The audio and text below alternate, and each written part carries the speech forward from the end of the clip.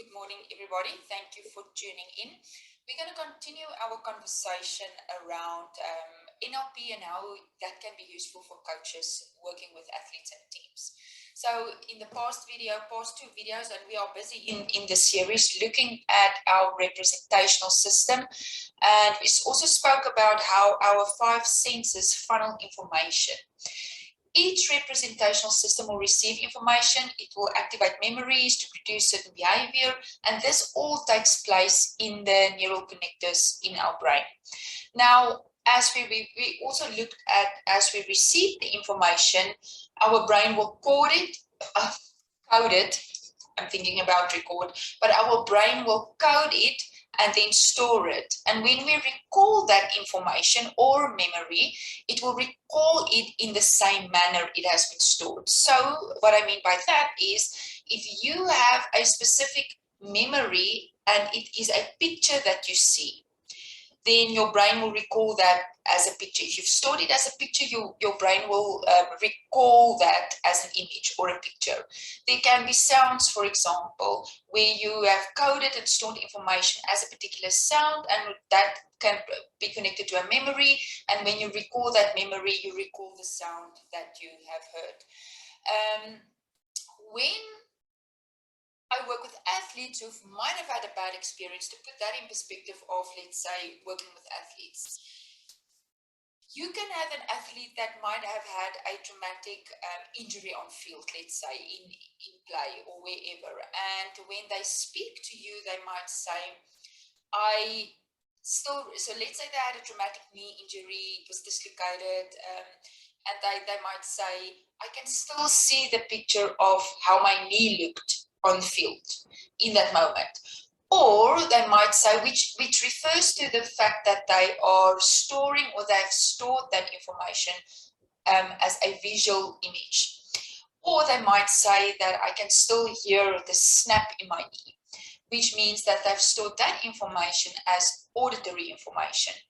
And so depending on how the information was coded by the athlete or the person's brain, they will recall and describe the memory using the exact same language. And everybody does this. So depending on how it was coded and stored, that's the language they will use when they speak. The 3 main ones then are visually, auditory, kinesthetic, which is movement and feeling. And those are the 3 primary representational systems we all use. We use smell and taste.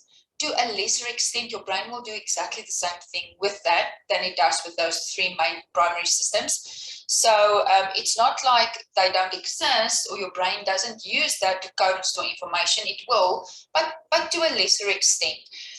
You might find people that can recall memories based on something that they smell, especially childhood memories, like your grandmother baked rusks or bread, and you remember that smell in the house early in the morning, that type of thing.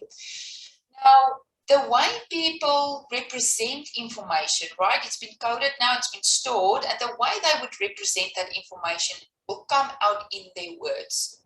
All of us do that. And understanding this and responding to this alone, and being able to respond to this alone, can make you an extremely powerful coach. You can use this actually in any conversation that you have with anybody. When you explain to an athlete, so I'm going to explain to you what I mean by that. When you explain to an athlete something they should correct and they respond, for example, I see your point. It means that they are processing information visually. They see pictures, that's how they store it. And they think in pictures.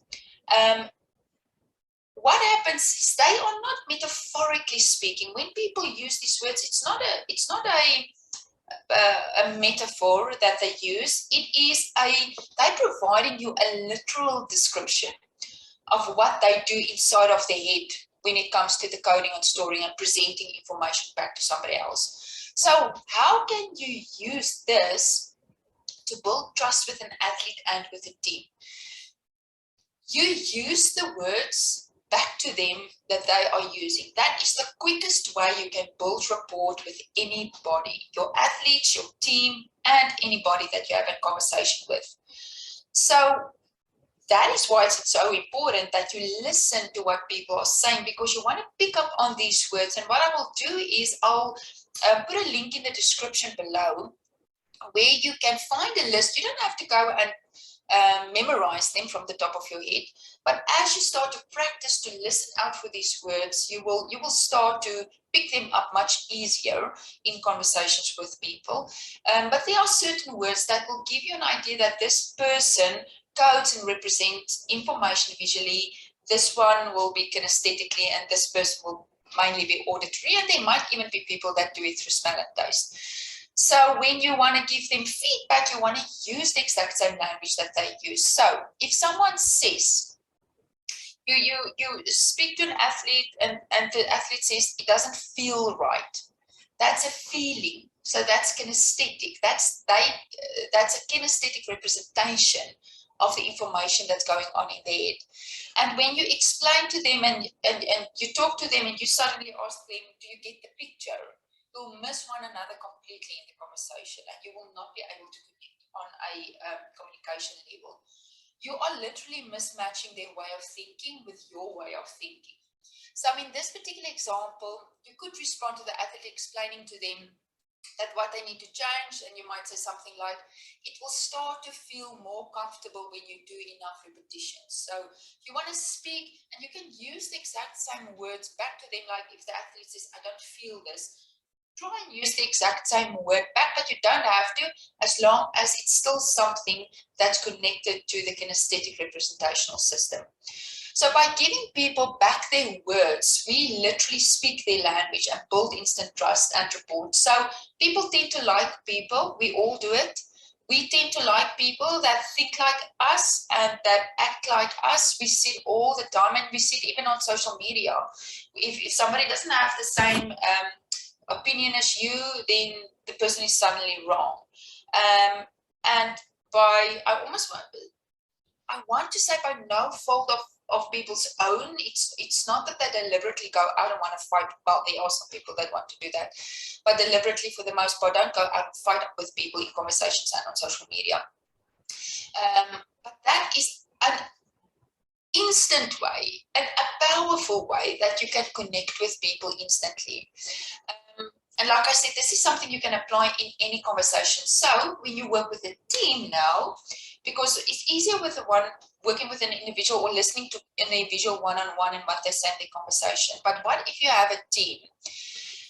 Especially when you speak to an entire group, you have to keep in mind that you need to represent, or you need to connect with all three representational systems. So when you, let's say you have a video review with your entire team, you want to make sure that you speak to the individuals who are visually visually codes information. You want to speak to the individuals who uses auditive measures to code information, and you want to speak also to the people that use kinesthetic measures or elements or mechanisms to store information. And you want to include therefore visual words, you want to include kinesthetic words, and you want to include auditory words. So let me give you an example of what that might look like. I watched the game, and I'm going to read here because I did put a little bit text here, but I watched the game. Watched is visually, and I admire, it's also visually, the way you handled the last play. Handled is kinesthetic. The flow of the game appeared visually, comfortably, that's kinesthetic. I want to explain, that's auditory, a few things, and then we can take questions afterwards. Questions is auditory. It is exciting, that's kinesthetic, that's feeling, to see you play as one team. I will touch on a few things we can improve though. So touch is kinesthetic. So it is not, don't worry about the fact that you think you now have to go and learn all of these words, and now even just for a short video review session of 30 minutes, you now have to go and write out an entire, it's almost like feeling you're writing out a sermon. But as you become attentive to these words and how to respond to these words, in individual conversations, it will become much easier, and you will automatically adapt your communication and conversations with teams and with other people. It becomes easier, and you'll start to do it automatically going forward. So I want to encourage you this week, pick one athlete and decide up front who's it going to be. Like if you have a Johnny in your team, say whenever Johnny speaks, that's when I'm going to practice that, and start to focus on the words they use. See if you can identify the visual words they use, the auditory words they use, and the kinesthetic words they use. And that will give you a great indication of which representational system they use to code and store information. Like I said, I will leave a link below with words already typed out that you will recognize the words in the area, or in those 3 areas. I'll add words for smell and taste for those of you who have people around you that might be mainly. Remember now, even if for example, I work with a blind athlete, her auditory senses are obviously much more developed than a ordinary or a able person that can see. But you might get a person that has or deaf, for example. Even though they're visual, they are visually more inclined to code and store information visually. They might be people that use their smell and taste, for example, more. So you do get these people. Be attentive about that, know about that. But for the purpose of working with your teams and your athletes, focus on those 3 elements first: visually, kinesthetic, and auditory, and see if you can pick up on those words. And then all you need to do is, when you reply back to them, you use their own words back to them. So if they say something like, "I see your point," then you can use the word "I see" back in your response to them. If you hear them say, "I hear what you're saying," then use the word "hearing" back to them, or even the word "listen." You might respond and say, "If I listen correctly, this is what you mean." And kinesthetic, these are the people that uses words like "feel." "I feel this today," "I feel that today," and speak with them using the same language, so that you can connect with them instantly. Let me know, practice it. Let me know how it goes. But this is, like I said, a powerful way for you as a coach to build instant rapport, especially with new athletes. And even especially if you have a team that you haven't dealt with previously, can help you get, I almost want to say, into that team and get that team's trust instantly. I hope this is useful. Let me know in the comments how it goes with the practicing this, and we'll continue in the next video. Thank you. Bye.